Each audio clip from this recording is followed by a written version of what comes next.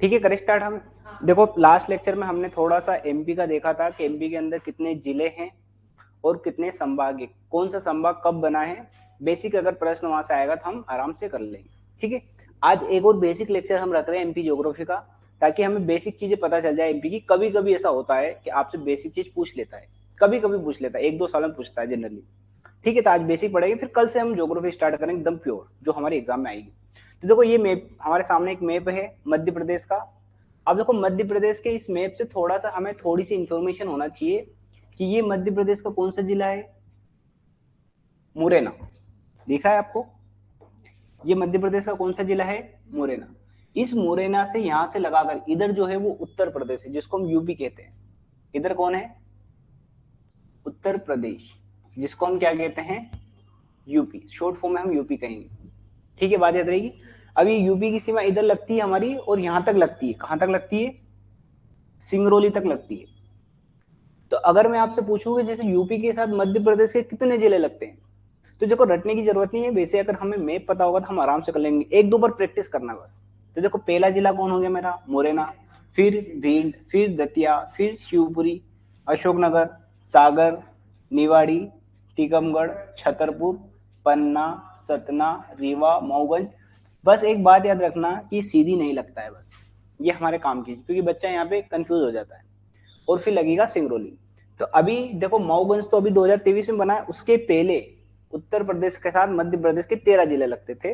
और मऊगंज की भी सीमा किसके साथ लगती है, उत्तर प्रदेश के साथ लगती है। तो अगर कोई पूछ ले कितनी डिस्ट्रिक्ट लगती है, जैसे छोटी एग्जाम होती है ना उनमें डाटा पूछ लेता है, तो उत्तर प्रदेश के साथ हमारी कितनी सीमा साझा होती है, 14 जिले।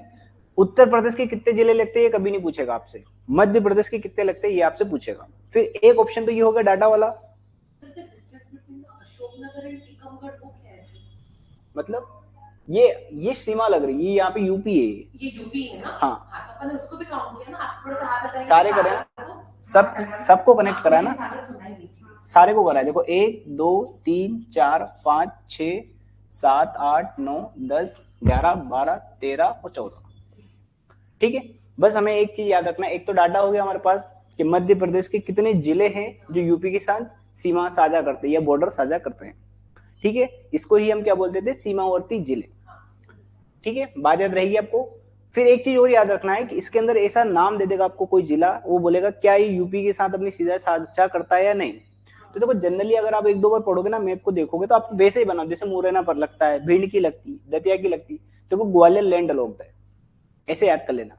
फिर शिवपुरी की लगती है, अशोकनगर की लगती है, फिर देखो सागर की लगती है, विदिशा का नहीं लगती है, फिर देखो इधर निवाड़ी टीकमगढ़ की लगती है। बस इसमें इतना सा याद रखना कि सीधी की नहीं लगती है, क्योंकि देखो बहुत माइनर सा अंतर दे रखा है। देखो जनरली अगर आपको ये पता नहीं होगा तो आप ऐसा सोचोगे हो सकता है सीधी की लगती, क्योंकि सिंगरौली बनने से पहले सीधी की सीमा किसके साथ लगती थी, उत्तर प्रदेश के साथ लगती थी। पर आपको बताया जैसे ही सीधी से अलग हुआ सिंगरौली, बताओ मैम बताएगी कब अलग हुआ है, कल पढ़ाया है मैंने, 2008 में पढ़ाया था। 2 जिले बने थे, अलीराजपुर बना था और सिंगरौली बना था, 2 जिले बने। धीरे धीरे धीरे धीरे याद रहेगा। तो बस इतना से याद करना कि सिंगरौली की सीमा लगती है पर सीधी की सीमा नहीं लगती। बस इतना से याद कर लो तो आपका काम हो जाएगा, बाकी याद रहेगी बात। ठीक है, ठीक है, बस इतना से याद करना कि सीधी की नहीं लगती। अगर ऑप्शन भी बनाएगा अगर एग्जाम में बहुत क्लोज, तो सीधी का जरूर लगाएगा, क्योंकि बच्चा जनरली डाउट में रहता है। अगर आप पुरानी बुक भी पढ़ोगे ना तो उसके अंदर अभी भी अपडेट करके नहीं दिया है, वही पुराना डाटा चला आ रहा है। ठीक है, बात याद रहेगी। तो सबसे ज्यादा जिले को किसके साथ लगते हैं, तो यूपी के साथ लगते हैं। फिर देखो इधर आ जाओ, इधर है राजस्थान। कौन है इधर, राजस्थान। ठीक है, बात याद रहेगी। अब देखो यहाँ पे देखो इसकी सीमा मुरैना के साथ लग रही है। ठीक है, तो एक जिला श्योपुर की लग रही है, शिवपुरी की लग रही है, गुना की लग रही है, राजगढ़ लग रही है, आगर मालवा की लग रही है, नीमच लग रही है, मंदसौर लग रही है, रतलाम की लग रही है। बात याद रहेगी। फिर देखो इधर कौन लगी है, झाबुआ। झाबुआ की यहां तक याद रखना है। तो देखो कितने जिले हो गए, जोड़ के बताओ, नहीं 10 हुए ना। देखो 1, 2, 3, 4, 5, 6, 7, 8, 9, 10। उज्जैन को मत लगा देना, दोनों में लगता है, गुजरात तो लगेगा ना, तो सीधी सी बात है। तो राजस्थान के साथ हमारे कितने जिले शेयर होते हैं, 10 जिले। राजस्थान के कितने होते हैं उससे याद नहीं रखना, बात याद रहेगी आपको। फिर देखो यहाँ पर है हमारा गुजरात। तो गुजरात के साथ 2 जिले ही लगते हैं, शेयर करते हैं। ये यहाँ पे कौन है? गुजरात। बात याद रहेगी। फिर नीचे देखो महाराष्ट्र, कौन है नीचे? महाराष्ट्र। तो महाराष्ट्र की सीमा सीधी सी बात है अलीराजपुर से लगाकर यहां तक लगेगी बालाघाट तक। एमएच से लिख रहा हूं मैं इसको। तो मुझे बताओ महाराष्ट्र के साथ कितने जिले लगे? देखो जोड़ के 1 2 3 4 5 6 7 8 9 10, क्योंकि पहले ये 9 था, पहले 9 था, अब एक और बढ़ गया है पांडुरना, तो कितने हो गए? 10 जिले। बात याद रहेगी। हाँ हाँ, ये जिले हैं, 2 मिनट में डाउट क्लियर करूंगा आपका। फिर देखो ये इधर कौन है? छत्तीसगढ़। तो छत्तीसगढ़ के साथ कितने जिले लग रहे हैं? 7 जिले। बस याद रहेगी, छोटी छोटी एग्जाम में आप याद रखोगे तो आप तो याद हो जाएगा, और याद करने की आवश्यकता नहीं है। आप तो ये बात याद रहेगी। बहुत सिंपल सा लॉजिक हम यहाँ पे भी लगा सकते हैं कि ये सिंगरौली है, ये इधर सीधी है, फिर ये शहडोल है, अनूपपुर है, डिंडोरी है, मंडला है। आप बहुत सारे मैप के अंदर देखोगे तो उस मैप में देखो मंडला की सीमा छत्तीसगढ़ से नहीं लगाई है, देखना आप मैप, पर एक्चुअल में मंडला की सीमा छत्तीसगढ़ के साथ लगती है। ये दिक्कत होती है बुकों के साथ। जनरली मैप देखोगे, बहुत सारी बुकों के अंदर मैप देखोगे तो उसमें मंडला की सीमा छत्तीसगढ़ के साथ नहीं लगती है, पर एक्चुअल में ऑफिशियली लगती है। इस मैप में तो दिखा रखा है। हाँ, अभी इसको भी पढ़ेंगे अभी हम 2 मिनट। ये बात याद रहेगी। तो यहाँ पे डाउट किसके साथ रहेगा? मंडला के साथ। बस ये याद रखना कि मंडला की सीमा भी किसके साथ लग रही है? मेरी छत्तीसगढ़ के साथ। ये डाटा 1-2 बार पढ़ोगे तो आपको याद हो जाएगा। अब एक ऐसा याद करना आप कि मध्य प्रदेश के क्वेश्चन समझना, मध्य प्रदेश के सबसे ज्यादा जिले किसके साथ अपनी सीमा साझा करते हैं? तो उत्तर प्रदेश। अगर मैं ऐसा प्रश्न पूछूं कि मध्य प्रदेश की सबसे ज्यादा सीमा बॉर्डर किसके साथ लगती है, तो देखो आप मुझे देख के बताओ कॉमन सेंस से कि किसके साथ लग रही है। थोड़ा सा सोचना, विचार करना, फिर बताना किसके साथ हमारी बॉर्डर सबसे ज्यादा लग रही है। देखो ये तो देखने पे पता चलेगा, जितना ऑब्जर्वेशन करोगे ना उतना ज्यादा सिंपल प्रश्न है। राजस्थान के साथ लगेगी। तो 2 प्रकार के प्रश्न बने मेरे। सबसे ज्यादा जिले किसके साथ है? 14 जिले। सबसे ज्यादा सीमा, ये इसको बोलते हैं लार्जेस्ट बॉर्डर। बात समझ में गई? हाँ, क्षेत्रफल नहीं, लंबाई। लार्जेस्ट बॉर्डर, सबसे लंबी सीमा याद रहेगी। हाँ, कुछ बुक में उत्तर प्रदेश भी दे रखा है, इसीलिए तो मैं बोल रहा हूँ कि बुक के अंदर ही दिक्कत है, बुक के अंदर वो दे रखा है। फिर अगर मैं पूछूं मध्य प्रदेश की सीमा किस राज्य के साथ सबसे कम लगती है? गुजरात। कितने जिले लगते हैं? 2। एमपीपीएससी में एक बार ये प्रश्न ही पूछ लिया था कि कौन से 2 जिले हैं जिनकी सीमा गुजरात के साथ लगती है। तो बहुत ही सिंपल है, झाबुआ और अलीराजपुर। ये बात याद रहेगी, सिंपल सा कंसेप्ट। बस मैम लिखना नहीं है, पीछे समझना है, सब लिखा लिखा मिलेगा। ठीक है, समझने पे ध्यान। अब देखो ये बेसिक सा प्रश्न हो गया आपका कि ये 14 जिले हैं, ये 10 जिले हैं, फिर 10 जिले हैं, फिर 7 जिले हैं, फिर 2 जिले। बात याद रहेगी। अब सुनना एक बात आप हमेशा, मैं अगर आपसे पूछूं कि मध्य प्रदेश के ऐसे कौन से जिले हैं जो 2 राज्यों के साथ सीमा साझा कर रहे हैं, 2 स्टेट के साथ अपनी बाउंड्री शेयर कर रहे हैं, तो देखो इधर देखो मुरैना दिखेगा आपको।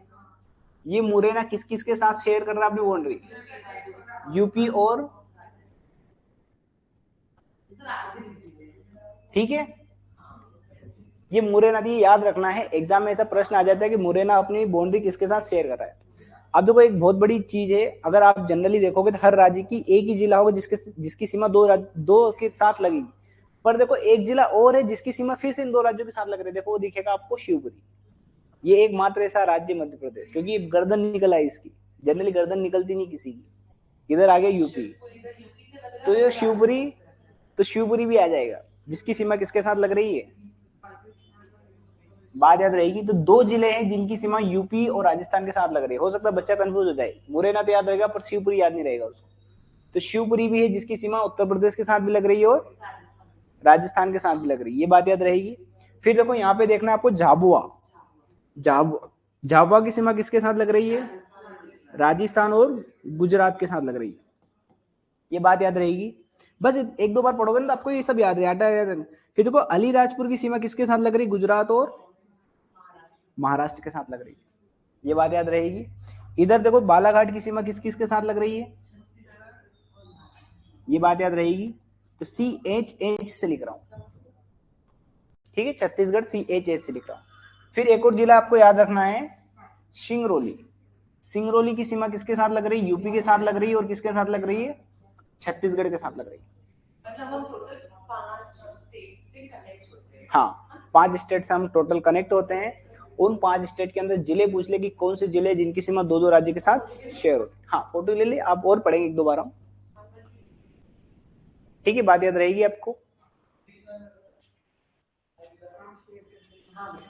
हाँ, फोटो खींच लिया करो, आराम से समझो। हाँ, कोई दिक्कत नहीं, क्योंकि लिखने से अनावश्यक समय व्यर्थ करने से बेहतर है कि हम समझने पे ध्यान दें। ठीक है, बढ़े आगे। अब देखो, हम आज बेसिक सा पढ़ रहे हैं कि मध्य प्रदेश एक ऐसा राज्य जिसके कई नाम है।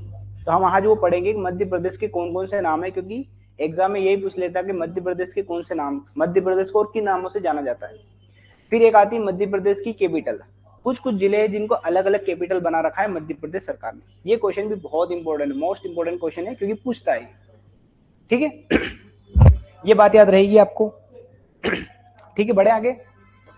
अब देखो, ये सारा हमने मध्य प्रदेश का परिचय, मध्य प्रदेश कब बना है, क्या बना है, आपने अगर लेक्चर देखा हो तो उसके अंदर सब कहानी हमने बताई है। ठीक है, ये कुछ भी याद रखने की आवश्यकता नहीं है, हमारे लिए इंपॉर्टेंट है ये। ठीक है, पहले 2 मिनट अपन राजधानी बाद में ढूंढेंगे, पहले मध्य प्रदेश के हम नाम पढ़ लेते हैं। ये रहा मध्य प्रदेश। ठीक है, ऐसे प्रश्न आ जाते हैं। देखो, मध्य प्रदेश को हृदय प्रदेश भी कहते हैं, हार्ट ऑफ इंडिया। क्यों कहते हैं मध्य प्रदेश को हृदय प्रदेश? क्योंकि मध्य प्रदेश भारत के एक और बीचों बीच में, ये है हमारा भारत, ये है भारत, और इसी भारत में यहाँ पे देखोगे मध्य प्रदेश दिखेगा आपको। ठीक है, ये मध्य प्रदेश दिखेगा, एकदम बीचों बीच में है, इसलिए मध्य प्रदेश को हम क्या बोलते हैं? हृदय प्रदेश।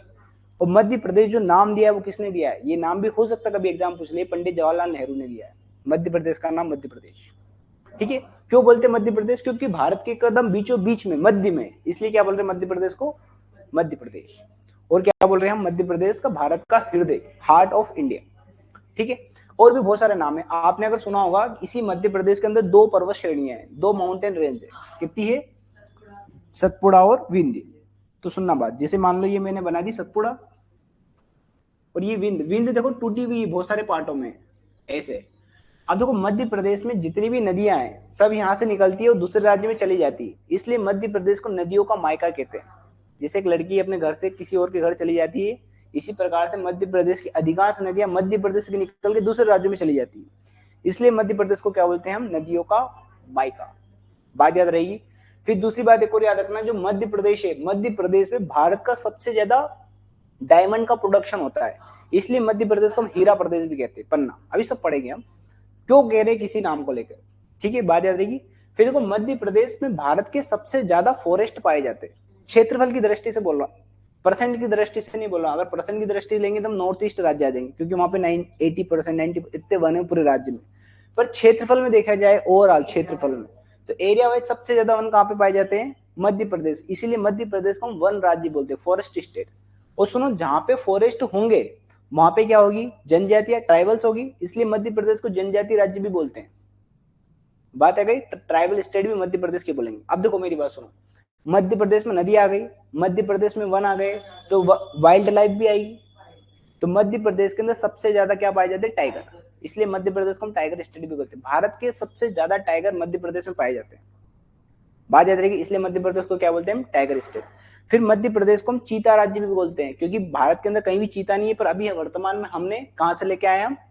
नामीबिया, अफ्रीका के अंदर एक देश है नामीबिया और साउथ अफ्रीका, वहां से हमने चीता लाके बसाया यहाँ पे श्योपुर में एक नेशनल पार्क है हमारा, पालनपुर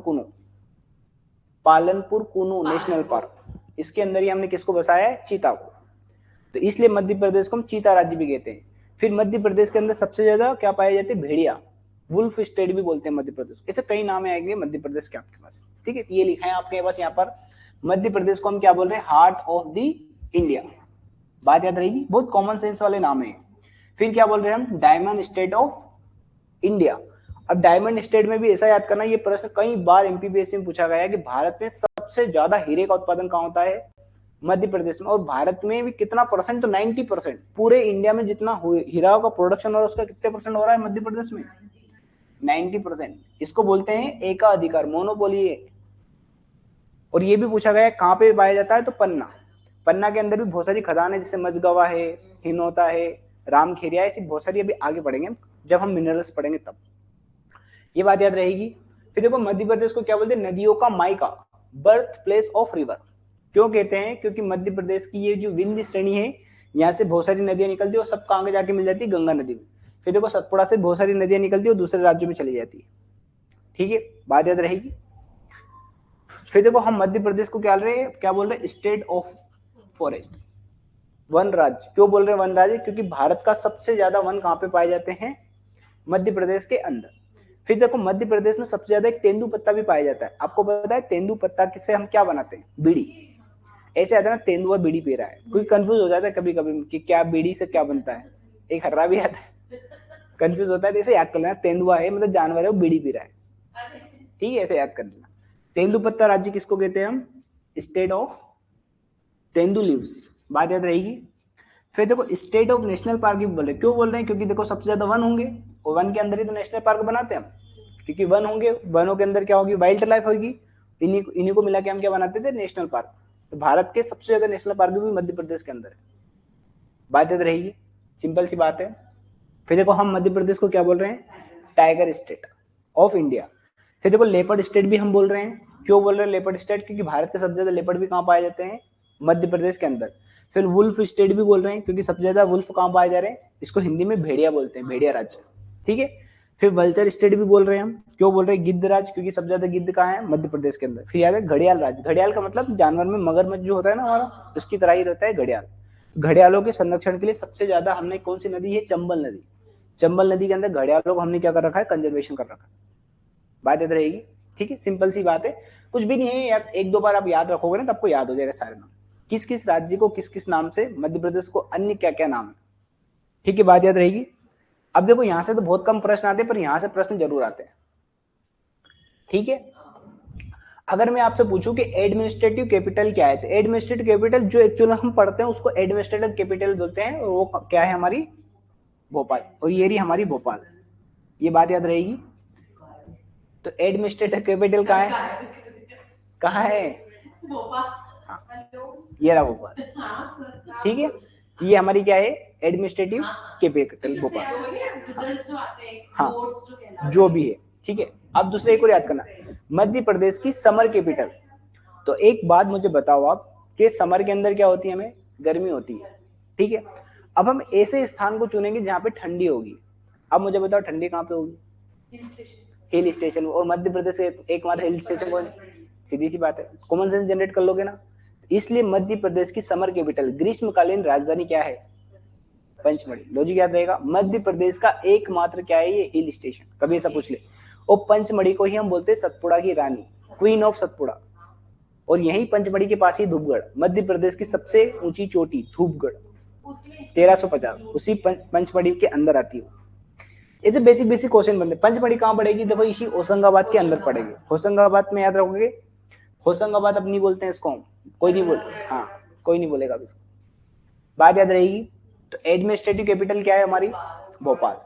समर कैपिटल क्या है हमारी, पंचमढ़ी, याद रहेगा पंचमढ़ी क्यों बनाया हमने, कॉमन सेंस जनरेट कर लेना बस, बात रहेगा। फिर देखो मध्य प्रदेश की ऊर्जा राजधानी, तो ऊर्जा मतलब एनर्जी कैपिटल। तो सुना एनर्जी कैपिटल हम क्यों बोल रहे हैं, तो देखो अब एक बात याद रखना, ये मध्य प्रदेश का ये वाला जो हिस्सा है ना, जिसको हम ईस्टर्न मध्य प्रदेश बोलते हैं, यहाँ पे कोयला ज्यादा पाया जाता है। तो कोयले से हम क्या बनाते हैं, एनर्जी बनाते हैं, तो एनर्जी हो गई। अब देखो मध्य प्रदेश का भी वो स्थान लेंगे जहां सबसे ज्यादा कोयले का प्रोडक्शन हो रहा है। और देखो मध्य प्रदेश में, कॉमन से सुनना, मध्य प्रदेश में सबसे बड़ा एरिया वाइज कोयला क्षेत्र पूछेंगे तो शहडोल के अंदर आता है सोहागपुर, सबसे बड़ा क्षेत्र। पर क्षेत्र नहीं है, मध्य प्रदेश के अंदर ये जो सिंगरौली है ना, यहीं पे मध्य प्रदेश सबसे मोटी चट्टान पाई जाती है कोयले, एशिया की सबसे मोटी चट्टान है कोयले की, इसलिए यहाँ से सबसे ज्यादा कोयला निकाल रहे हैं। क्या से निकाले, सिंगरौली के अंदर भी एक जगह है बेड़न, ये बहुत फेमस जगह है बेड़न, तो इसीलिए सिंगरौली के अंदर जो बेड़न है, इसी को बोलते हैं मध्य प्रदेश की ऊर्जा राजधानी, क्योंकि यहीं से सबसे ज्यादा कोयला निकालेंगे और इसी कोयले से हम क्या बनाएंगे, एनर्जी। शहडोल के अंदर है सोहागपुर, एक जगह है सोहागपुर, वो मध्य प्रदेश का सबसे बड़ा कोयला क्षेत्र है, एरिया है, एरिया वाइज सबसे बड़ा कोयला क्षेत्र है। सबसे बड़ी पूछेगा मोटी, मोटी तो वो है सिंगरौली के अंदर।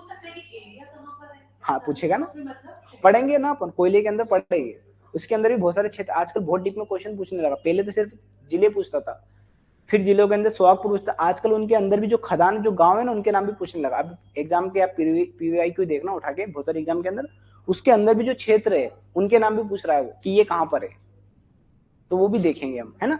तो बात याद रहेगी आपको। तो मध्य प्रदेश में सिंगरौली है, सिंगरौली के अंदर क्या है, बेड़न, ये बात याद रहेगी आपको, क्या है यहाँ पर, बेड़न। और इसी बेड़न को क्या बोल रहे हैं हम, एनर्जी कैपिटल ऑफ एमपी, ठीक है, बात याद रहेगी। क्योंकि इसी बेड़न के अंदर एक हमने थर्मल पावर प्लांट लगा रखा है, उसका नाम है Vindhyachal thermal power plant, thermal power plant. ये मध्य प्रदेश का सबसे बड़ा थर्मल पावर प्लांट है। तो बात समझ में आ गई, इसीलिए इसको क्या बोल रहे हैं हम, बेड़न को एनर्जी कैपिटल ऑफ एमपी।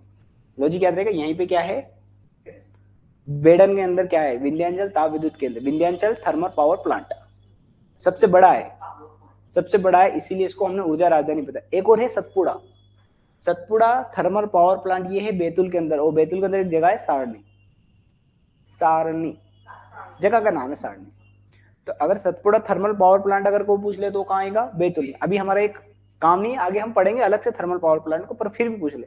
ये जो सतपुड़ा थर्मल पावर प्लांट है ना, ये हमने लगाया था यूएसए की मदद से, USA United state of America, जिसको हम शॉर्ट फॉर्म में अमेरिका अमेरिका कहते रहे, पूरा नाम है उसका यूएसए, ठीक है। और ये जो विंध्याचल ताप विद्युत जो केंद्र है ना, ये हमने लगाया था यूएसएसआर की मदद से। पहले जो अभी वर्तमान में जो रूस है ना, उसी को 1991 से पहले यूएसएसआर बोलते थे हम, हाँ, यूनाइटेड स्टेट ऑफ सोवियत संघ करके ऐसे बोलते थे। फिर 1991 में ये डिवाइड हो गया था बहुत सारे 15 राज्यों के अंदर, तो अब उसको रूस बोलते हैं। जो यूएसएसआर का मेन पार्ट जो बना है वो क्या है, रूस।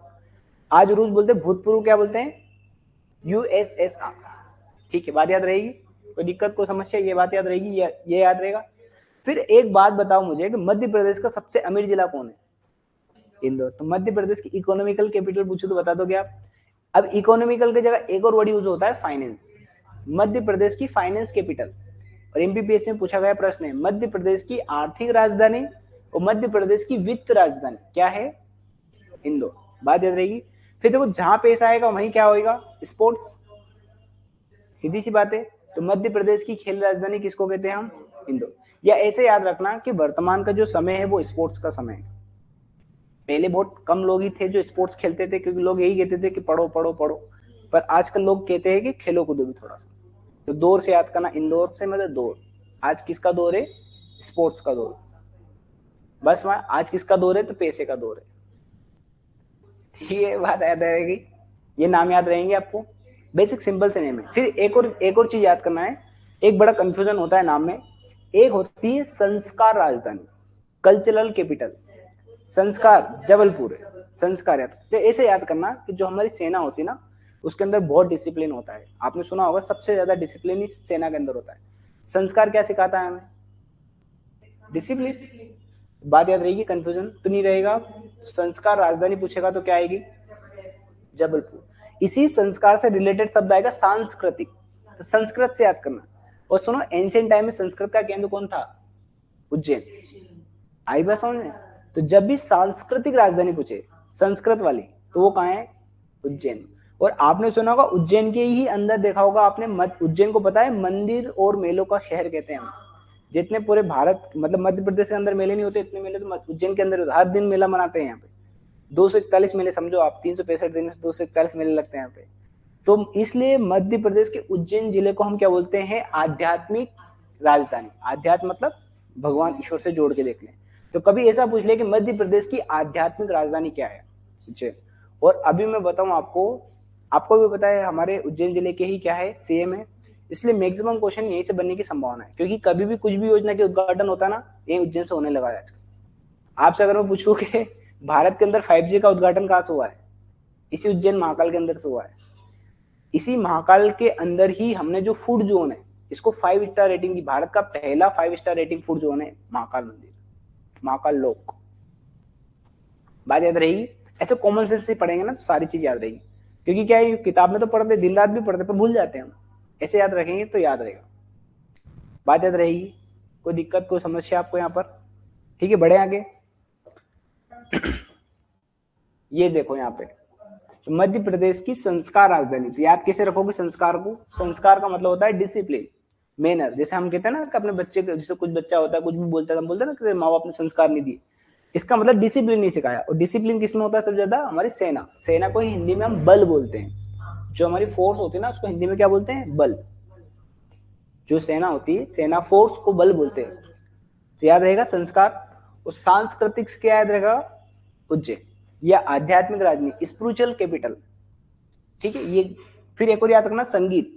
तो आपको पता होगा संगीत के क्षेत्र में सबसे ज्यादा योगदान दिया था उस्ताद अलाउद्दीन खान। और इनकी जो कर्म स्थली थी वो कहाँ थी? मेहर। पहले ये मेहर किसके अंदर आता था? सतना के अंदर। सतना की ये क्या थी? ये तहसील थी। अब मेहर से अलग कर, सतना से अलग करके क्या बना दिया हमने? मेहर को। और मेहर मध्य प्रदेश का कौन सा जिला है? 55वां जिला है। आखिरी आखिरी बोल रहे हैं। अच्छा आखिरी बोला, मुझे 8वां सुना है। नहीं नहीं आखिरी बोल रही थी। मेहर सही बोल नाम बताना है, 55वां जिला। ठीक है, बात याद रहेगी। कोई दिक्कत, कोई समस्या? इसी मेहर के अंदर आएगा। ठीक है, ये दो बार रिपीट हो गया, कोई दिक्कत नहीं। ठीक है, बढ़े आगे। अब देखो ये हमारे लिए बहुत इंपॉर्टेंट है, यहाँ से हर बार प्रश्न पूछता है कि हमारे कौन से नेशनल मतलब स्टेट एनिमल है, कौन से स्टेट बर्ड है, कब इनको हमने घोषित किया है। ये डेट भी कभी कभी पूछता है, और कौन है। इसके अंदर सबसे ज्यादा इंपॉर्टेंट होता है एक तो कौन, नाम क्या है। जैसे मध्य प्रदेश का राजकीय पशु पूछूं मैं आपसे, स्टेट एनिमल। राजकीय पक्षी पूछूं मैं, स्टेट बर्ड। तो पहले तो नाम पूछेगा आपसे। दूसरा, कभी नाम दे देगा तो उसका पूछेगा इसका साइंटिफिक नेम बताओ। साइंटिफिक नेम बहुत आता है, क्योंकि जनरली हम ये नाम तो याद कर लेते पर साइंटिफिक नेम याद नहीं रखते। फिर दूसरा, उसको कब घोषित किया हमने, कब डिक्लेयर करा उसको हमने, कब बना वो, ये बात याद रहेगी। तो मध्य प्रदेश तो कब बन गया था? देखो 1 नवंबर 1956 को। कब बन गया था? 1 नवंबर 1956 को। तो देखो 1 नवंबर 1956 को तो हमने कुछ भी नहीं करा, बहुत टाइम बाद हमें थोड़ा सा याद आया, 25 साल बाद। कितने साल बाद? तो बताओ 25 साल कब आएंगे? अरे माइनस करेंगे जोड़ेंगे? 25 साल बाद याद आया ना, तो प्लस करो इसको।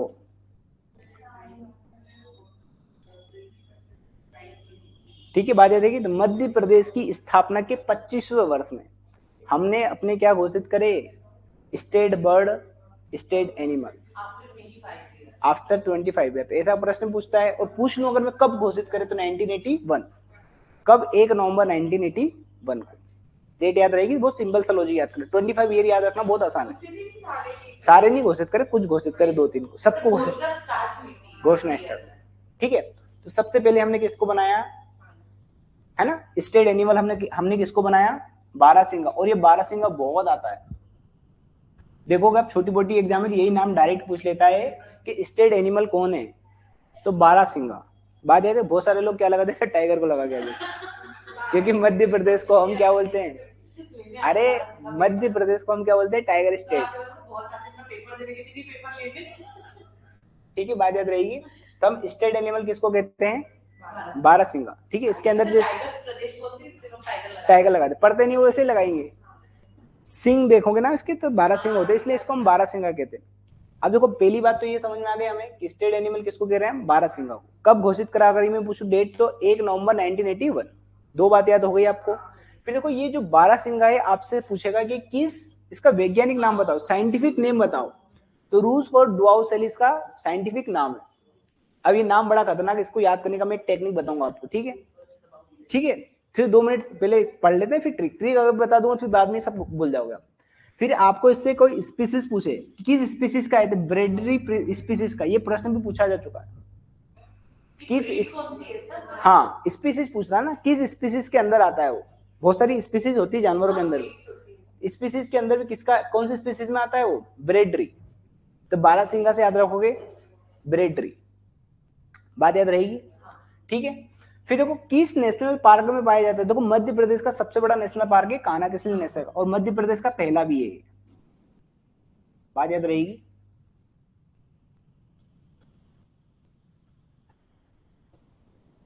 ये यहाँ पे पड़ेगा हम आपका national park, Kanha Kisli national park. और देखो अगर इसकी लोकेशन देखो ना, नीचे देखो बालाघाट, ऊपर है मंडला, अड़ोस पड़ोस में, क्योंकि नेशनल पार्क बहुत बड़े क्षेत्र। मध्य प्रदेश का सबसे पहला नेशनल पार्क बोलूं तो मैं क्या बोलूंगा, कान्हा किसली नेशनल पार्क। मध्य प्रदेश का पहला tiger reserve Kanha Kisli national park. सब में पहले नंबर पे यही आएगा, सबसे बड़ा भी यही है। बात याद रहेगी। इसी के अंदर क्या पाया जाता है मेरा, बारहसिंगा। तो 12 से बारहसिंगा। इसी का आपको अगर कोई स्पीसीज पूछ ले तो ब्रेडरी। बात याद रहेगी, ठीक है, सिंपल सी बात याद रहेगी, कोई दिक्कत। कब घोषित करा था हमने, 1 नवंबर 1981 को। नहीं नहीं 1981 है ना, डेट तो स्थापना पे मनाया ना, स्थापना जिस दिन स्थापना मना रहे थे हम उस दिन हम उसको घोषणा कर। मैंने बताया ना पहले क्या था, बहुत इंफॉर्मेशन के साधन बहुत कम थे हमारे पास, इसलिए ऐसा दिन चुनते थे हम ताकि जनता तक वो इंफॉर्मेशन पहुंच जाए। ठीक है, ये होगी बात, समझ में आ गया आपको। इसकी एक और चीज याद रखना आपको, ये अभी ये बाद में याद करेंगे, एक इंफॉर्मेशन और देख लो आप कि जो बारहसिंगा है ये भारत का पहला नेशनल पार्क है जिसने अपना खुद का एक क्या घोषित करा है इसने, मस्कट। ये बहुत इंपॉर्टेंट एमपीपीएससी में पूछा गया प्रश्न है 2021-22 के अंदर।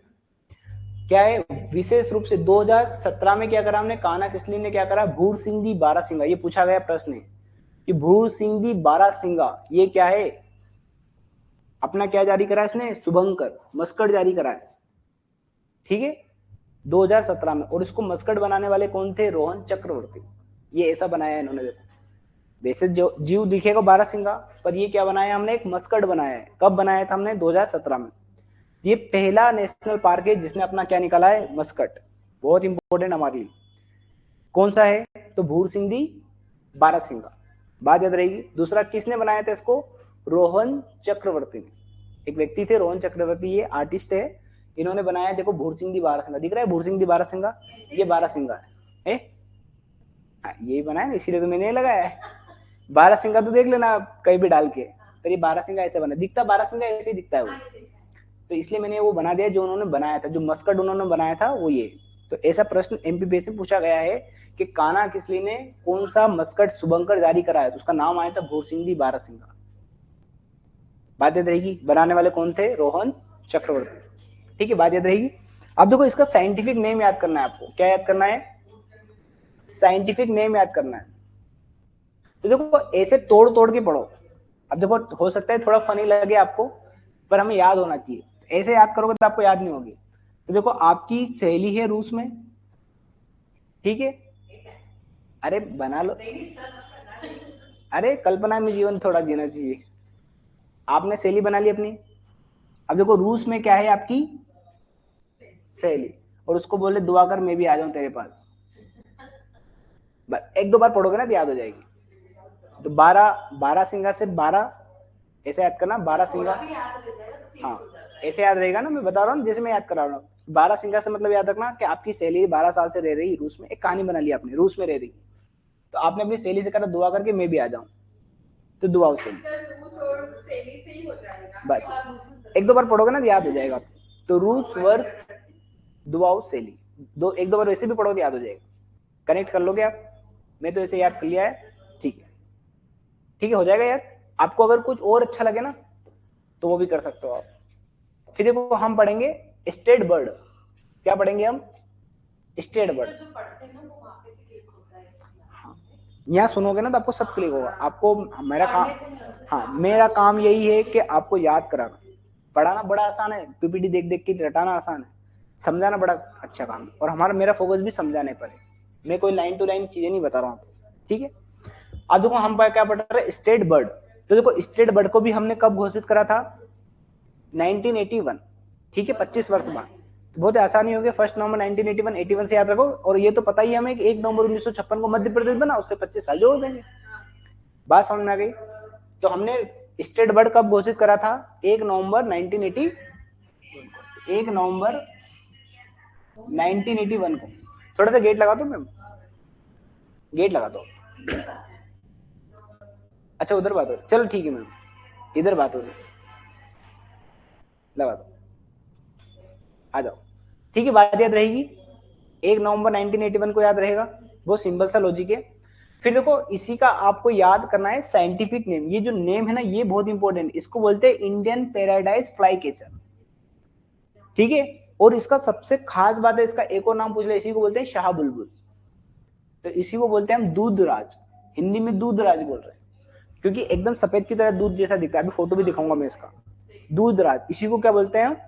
शाह बुलबुल। ठीक है, और इसी को ही नाम बोलते हैं कि क्या है, पैराडाइज फ्लाई किचर, ये भी इसका नाम है।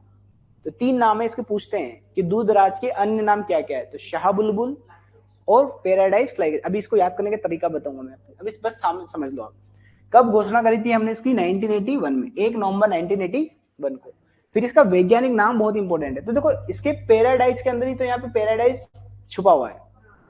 अब देखो ये है टर्पसीफोनी, क्या याद करना है? टर्पसीफोनी पैराडाइज। तो पैराडाइज याद कर लेना आप, तो या फनी से भी याद कर लेना, फनी पैराडाइज है वो। ठीक है, पैराडाइज का मतलब पैरालिसिस से याद करेंगे थोड़ा 2 मिनट। ठीक है, ये बात याद रहेगी।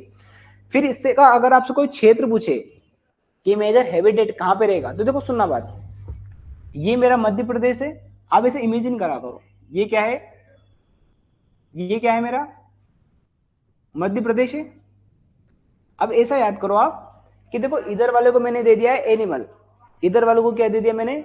एनिमल। ये एनिमल किधर आ गया? ईस्ट साइड में, इस साइड हो गया ना ये। अब देखो वेस्ट साइड में याद रखो, वेस्ट साइड में। तो जो हमारा शाह बुलबुल है वो किस साइड में? मध्य प्रदेश के वेस्ट साइड में। मध्य प्रदेश के इस क्षेत्र में क्या है मेरा? शाह बुलबुल। बस इतना सा याद कर लोगे तो आपका काम हो जाएगा। इसी वेस्ट साइड के अंदर आप देखोगे रतलाम के अंदर एक जगह है Sailana, Sailana wild life sanctuary, उसी के अंदर ये पाया जाता है। फिर एक और देखोगे धार, धार के अंदर एक जगह है सरदारपुर वाइल्ड लाइफ सेंचुरी। तो बस इतना सा भी याद कर लोगे ना कि मध्य प्रदेश के वेस्ट साइड में पाया जाता है। कैसे याद करोगे? इधर वाले को हमने दे दिया पशु, इधर वाले को दे दिया हमने पक्षी। बात याद रहेगी। तो अगर मेन क्षेत्र अगर आपसे कोई पूछ ले तो मेन क्षेत्र में क्या आएगा? एक सरदारपुर वाइल्ड लाइफ सेंचुरी और एक आएगा सैलाना वाइल्ड लाइफ सेंचुरी। कोई दिक्कत, कोई समस्या आपको? बात याद रहेगी, बहुत सिंपल सा लॉजिक से याद करना आप। अब देखो हमें ये याद करना है, हाँ अब देखो ऐसे याद करना हमें कि जो पैराडाइज है ये पूछा जाता है आपको, तो ऐसे याद करो जैसे पक्षी उड़ रहा है, ऐसा सुनो अचानक उसके पंख को पैरालाइज हो गया, तो क्या उड़ पाएगा वो? तो कैसे गिरेगा वो? तो पैराडाइज होकर गिरेगा, तो फ्लाई कर रहा है वो, हमने कर लिया उसको कैच। तो याद रहेगा पैराडाइज फ्लाई कैचर, हमें उसको कैच करना, बचाना है ना, क्योंकि हमारा क्या है वो राजकीय पक्षी। बात याद रहेगी, इमेजिनेशन याद रहेगा। हमारा क्या कर रहा है? पक्षी उड़ रहा है, अचानक क्या हुआ? वो पैरालाइज हो गया। पैरालाइज हो गया मतलब वो सीधी सी बात है पंख उसके काम करना बंद करे, तो फ्लाई हो रहा था, हमें क्या करना? उसको कैच। तो पैराडाइट फ्लाई कैचर। एक बार याद कर लोगे, 2-3 बार पढ़ोगे तो आपको याद रहेगा कि मध्य प्रदेश का राजकीय जो पक्षी है, जो स्टेट बर्ड है, उसका नाम क्या है? तो क्या है? पैराडाइट फ्लाई कैचर। बात याद रहेगी। कैसे याद करो? हाँ अलग बहुत सारे नाम है, इंग्लिश में भी शाह बुलबुल बोलेंगे, पर ऐसा नाम है उसका, पैराडाइट फ्लाई कैचर भी बोलेंगे, शाह बुलबुल भी बोलेंगे, दूधराज भी बोलेंगे। ये सब नाम है आपको याद रखना है। फिर उसके अगर कोई साइंटिफिक नेम पूछ ले, बहुत सारा है, पैराडाइज तो है ही है जुड़ा हुआ, उसके आगे और जुड़ गया है, तो टर्पसीफोनी पैराडाइज। बात याद है कि ये आराम से याद हो जाता है, कोई बहुत बड़ी बात, पर पैराडाइज मेन बात है हमारी, पैराडाइज हमें याद करना जरूरी है। बात याद रहेगी, ये नाम याद रहेगा, ये नाम बहुत इंपॉर्टेंट है पैराडाइज फ्लाई कैचर, क्योंकि देखो दूधराज शाह बुलबुल ये नाम नहीं पूछता है, वो पूछता है पैराडाइज फ्लाई कैचर वाला। हाँ बस जैसे मैंने बताया इससे याद कर लेना आप। तो पक्षी उड़ रहा है, पैरालाइज हो गया उसको, तो फ्लाई कर रहा था, हमने उसको कैच कर लिया, तो पैराडाइज फ्लाई कैचर। बात याद रहेगी, बहुत सिंपल था, कोई दिक्कत नहीं। कभी भी पूछूंगा मैं, बस मेरी यही खराब आदत है कि मैं कभी पूछ लेता हूँ। देख लो इसको अच्छे से, ठीक है। इमेजिनेशन बहुत जरूरी है ताकि हमें हर चीज पता हो। फिर देखो अगला पढ़ रहे हैं हम राजकीय पुष्प, स्टेट फ्लावर। तो देखो स्टेट फ्लावर आप ये देखो बस, कैसा दिख रहा है ये? सफेद। कैसा दिख रहा है? सफेद। तो मध्य प्रदेश का राजकीय पुष्प क्या है? सफेद लिली। ऐसा याद करना, आप किसी की शादी में गए तो आपको ले जाना है फूल, तो आप कहोगे किसी को दोस्तों को सफेद फूल ले लेना भाई, तो सफेद फूल ले लिए तो सफेद लिली, वो कहेगा ले लिया मैंने, मालवी भाषा में लिली। ठीक है, थोड़ा अब्रेज कर लेना। तो मध्य प्रदेश का राजकीय पुष्प क्या आ जाएगा? सफेद लिली। इंग्लिश में इसी सफेद का बन जाएगा व्हाइट, और लिली का और कुछ और मत बनाना, लिली याद रख लेना। ठीक है, तो क्या बोलते हैं इसको? स्टेट फ्लावर क्या है हमारा? White lily. वो इमेज याद करना बस आपको। हमारा जो पक्षी था वो भी फूल के ऊपर बैठ रहा था, वो भी सफेद था, दूधराज। पुष्प भी कैसा है, सफेद, तो सफेद लिली। बात याद रहेगा, सफेद फूल क्या लिया, कर लिया हमने, ले लिए, तो सफेद लिली। बात याद रहेगी, कोई दिक्कत, कोई समस्या? अब देखो इसका मैं अगर वैज्ञानिक नाम पूछूं तो देखो लिलियम कैडिडम, बहुत सिंपल है, ले लिया क्या? बात याद रहेगी, हाँ ले लिया। लिलियम से याद कर लेना बस, लिलियम से एक बार याद करोगे तो याद हो जाता है, लिलियम कैडिडम। ठीक है, हाँ बात याद रहेगी, इस पे कोई दिक्कत आपको? फिर आपसे कोई पूछे कुल बताओ, इसकी फैमिली बताओ, तो बहुत ही सिंपल से लिलिएसी। ठीक है, आपसे अगर कोई पूछे कि मध्य प्रदेश में क्या पाया जाएगा, तो फूल का कोई क्षेत्र थोड़ी होता है, जहां उसको पानी मिलेगा, जहां उसको जमीन मिलेगा उग जाएगा। तो संपूर्ण आपको इंटायर मध्य प्रदेश, ऐसा कोई विशेष जगह नहीं है जहां पे सिर्फ मिलेगा, वो पूरे मध्य प्रदेश के अंदर मिलता है। ठीक है, पशु बर्ड और ये तीनों का डेट सेम है, हाँ 1 नवंबर 1981। 1981 और आएगा, एक और पढ़ेंगे भी। ठीक है, ये बात याद रहेगी आपको, ये डबल हो गया है, ये भी है 1981 को बना था। अगर आपसे राजकीय वृक्ष पूछे, पेड़ पूछे, राजकीय ट्री, तो ये आएगा बरगद का पेड़। आपने देखा होगा बरगद का पेड़ बहुत बड़ा होता है और उसकी लटाएं निकलती रहती है, साइड में लटकी रहती है, तो उसको आपने क्या कर रखा है, हमारा राजकीय वृक्ष घोषित कर रखा है, स्टेट ट्री। बात याद रहेगा, हमारा स्टेट ट्री क्या है, बरगद। और बरगद को ही इंग्लिश में क्या बोलते हैं हम, बनियान ट्री। ठीक है, कब घोषित करा था इसको, 1981 को। हाँ जो भी प्रोनाउंसिएशन है, ठीक है। फिर देखो इसका बोटनिकल नेम या साइंटिफिक नेम अगर आपसे कोई पूछे तो इसका साइंटिफिक नेम क्या है, फाइकस बेनगेलेंसिस। अभी याद करेंगे कैसे होगा। फिर देखो इसकी अगर आपसे कोई पूछे स्पीसीज बताओ, तो फाइकस। जो साइंटिफिक नेम होता है ना, साइंटिफिक नेम का अंदर सबसे पहले उसका यही बताई जाती है स्पीसीज कौन सी है, तो साइंटिफिक नेम, हाँ साइंटिफिक नेम के अंदर यही आ जाता है। ये अलग से बहुत ज्यादा याद रखने की आवश्यकता नहीं स्पीसीज, क्योंकि उसके नाम के अंदर यही होती है। बेनगेलेंसिस मतलब जो भी इसने साइंटिस्ट ने खोज करी थी उसका नाम रहता है। ठीक है, फिर अगर आपसे कोई पूछे कहाँ मिलेगा मध्य प्रदेश, पेड़ है, जैसे पुष्प था सब जगह मिल रहा था, ऐसे मध्य प्रदेश का ही मिल रहा है। अब देखो इसके अंदर ये इंपॉर्टेंट है हमारे लिए, जो नीचे वाला जो पॉइंट दे रखा है ना, ये इंपॉर्टेंट है। देखो यहाँ पे लिख रखा है मध्य प्रदेश का पहला बरगद पार्क, मध्य प्रदेश का फर्स्ट बनियान पार्क। देखो ये देखा है कि special factor, Madhya Pradesh first बनियान पार्क विल बी स्टेबलाइज इन बड़गोद, इंदौर। कहाँ पे है ये, हाँ बड़गोद या बड़गोदा, इंदौर। अब सुनना बात, ऐसे याद करो, देखो बरगद को ही तो बड़ा पेड़ बोल रहे हैं हम, तो बड़ से याद रखना बड़ा पेड़। एक और याद करना आप, एक है बांस, मध्य प्रदेश का पहला बांस पार्क वो नौलखा में बनाया हमने, ये यही नौलखा पास में आपके। तो पहला बांस पार्क कहाँ पे है, नौलखा में। बरगद का पूछ ले तो बड़गांव, ऐसे याद कर लेना, बड़गांव या बड़गोदा। तो बरगद से बड़ा पेड़, बड़े से बड़ा, बस इतना की पॉइंट याद रखो आप, तो आराम से आपको एग्जाम में याद रहेगा, और एग्जाम में जब आएगा बड़गोदा तो आप आराम से लगा पाओगे। और ये फैक्ट ही पूछेगा आपसे, क्योंकि अभी तक पूछा नहीं है, नया है, क्योंकि अभी बनाया इसको। ठीक है, बात याद रहेगी आपको। ठीक है, बढ़े आगे, कोई दिक्कत को समस्या आपको? ठीक है, अब देखो ये नाम याद रखना थोड़ा सा हमें डिफिकल्ट है, कैसे याद करें, तो देखो फाइकस बेनगेलेंसिस, तो कुछ भी थोड़ा सा याद करो आप। देखो फाइकस से फंगस भी याद कर सकते हो आप, जो अच्छा लगे। देखो फाइकस याद कर लिया मैंने, फाइकस को किससे याद कर लिया मैंने, फंगस से याद कर लिया। और फंगस कहाँ पे लग जाती है, पेड़ों के ऊपर लग जाती है। देखा होगा आपने, पेड़ के अंदर बहुत सारे दिमक विमक लग जाती है, तो ऐसे भी याद कर लेना, पेड़ में क्या लग गया है, फाइकस। ठीक है, बात याद रहेगी, कोई दिक्कत? एक छोटा सा की पॉइंट याद कर लो आप तो बस, कि क्या याद करना है, तो फाइकस बेन गैलेंसिस। ठीक है, बात याद रहेगी, एक दो बार याद करोगे ना तो आपको याद हो जाएगा।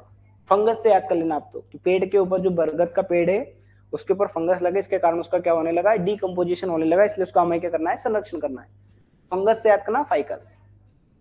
ठीक है, इतना भी याद रह जाएगा ना तो आपका काम बन जाएगा। हाँ ठीक है, बात याद रहेगी। ये रहा स्टेट ट्री, दिख गया आपको, कोई दिक्कत समस्या? ठीक है, बढ़े आगे। फिर देखो ये इंपॉर्टेंट है हमारे पास, कि हमने राजकीय मछली कब घोषित किया, स्टेट फिश। तो सुनो ये 30 साल बाद घोषित करा, जब 1981 था ना, उसके बाद 30 साल देखो आप, 81 से 30 साल 91, 2001 और 2011। तो मछली को कब घोषित करा हमने? 1981 के 30 साल बाद। बस 25 पे 30। हाँ, तो 25 से जोड़ना है 30। 56 के बाद 25 इयर्स ऐड करना है, फिर उसके बाद 30 इयर्स। 30 ईयर ऐड करना है, ठीक है। बात करना या ओवरऑल भी ऐड कर सकता हो 55 ईयर, नहीं वो वाला 25 और 30। ठीक है, जैसे आपको अच्छा लगे। तो कब घोषित करा इसको हमने? 2011 में। अब देखो ऐसे याद करना, जो मछली है इसका एक नाम है, तो ऐसे याद करना, मछली जो पानी का ये शेर है, तो महाशेर, तो महाशीर। पानी के अंदर पानी का शेर मछली को ही कहते हैं। महाशीर है। हाँ, याद रहेगा नाम। तो महाशीर क्या है? स्टेट फिश का नाम क्या है हमारा? महाशीर, ठीक है। बात स्पेलिंग इंग्लिश वाली यही है। हाँ, जो भी हिंदी का प्रोनाउंसिएशन शीर है। हाँ, शीरी है वो, SH।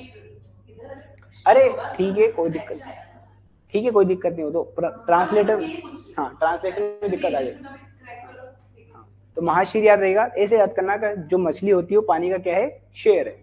तो मध्य प्रदेश, और कहाँ पे पाई जाएगी बताओ मैं? ये मछली महेश्वर खरगोन में पाई जाएगी, नर्मदा नदी में पाई जाएगी। अगर आपसे पूछो स्टेट रिवर कौन है? नर्मदा, क्योंकि मध्य प्रदेश की जीवनदायिनी, लाइफ लाइन ऑफ मध्य प्रदेश, तो नर्मदा नदी। मध्य प्रदेश की राज की नदी अगर बोलूं तो नर्मदा नदी, और उसके अंदर क्या पाई जाती है? महाशीर मछली, ठीक है। बात याद रहेगी। कब डिक्लेयर करा था हमने इसको? 2011 में। अब ऐसे याद करना आप, इसका नाम बहुत सिंपल से याद करना, जो मछली होती है बहुत ही ज्यादा ब्यूटीफुल होती है। देखा होगा आपने कभी, छोटे छोटे वो बने होते हैं, कहीं पे भी डेकोरेशन लगे होते हैं, उसमें कितनी अच्छी प्यारी प्यारी मछलियां होती है, छोटी छोटी। वो तो ऐसे याद रखना, टर टर करती है वो, और क्या है ये? टोर टोर प्यूटी टोरा। तो प्यूटी को क्या याद करना? ब्यूटी से, कि जो महाशीर मछली है बहुत ज्यादा क्या है? ब्यूटीफुल है। और क्या कर रही है वो? टर टर कर रही है। तो टोर प्यूटी टोरा। अगर इसका आपसे स्पीसीज पूछे, स्पीसीज बताओ, तो जो आगे जो होता है ना वही स्पीसीज होती है, बस स्पीसीज के अलग से दिमाग नहीं लगाना है। तो जब भी आ जाए ना महाशीर, तो महाशीर में क्या याद करोगे? ये थोड़ा सा गलत लिख दिया यहाँ पे, प्यूटी टोरा है। क्या है? प्यूटी टोरा या प्यूटी टोर। वो क्या है? जैसे इंग्लिश में टोरी बोलते हैं, पर हिंदी उसका ट्रांसलेट कर टोरा कर देते हैं, जैसे राम को रामा कर दिया, टोर है वो। बात याद रहेगी। तो ब्यूटी से याद करना कि जो महाशीर जो मछली वो क्या है? ब्यूटी। बस इतना सा भी याद कर लो तो आपको याद हो जाएगा ब्यूटी टोरा। टोर ब्यूटी टोरा, बात याद रहेगी। अगर आपसे कोई पूछ ले कहाँ पे सबसे ज्यादा पाई जाती है, तो नर्मदा नदी, और नर्मदा नदी के अंदर भी पूछेगा तो खंडवा खरगोन। ये दो क्षेत्र, दो जिले याद करना है आपको, ठीक है। बात याद रहेगी। मेजर हैबिटेट क्या है? नर्मदा रिवर, खरगोन और खंडवा खरगोन, ठीक है। बात याद रही। ये इंपॉर्टेंट, बहुत इंपॉर्टेंट हमारे लिए प्रश्न है, क्योंकि छोटी छोटी एग्जाम में ये प्रश्न आ जाते हैं। जैसे यहाँ पे बुलाया कि बड़वा, अब बताओ बड़वा कहाँ पे आएगा? ये खरगोन के अंदर आता है बड़वा। बड़वा नहीं मत कर देना, खरगोन की तहसील है बड़वा, ठीक है।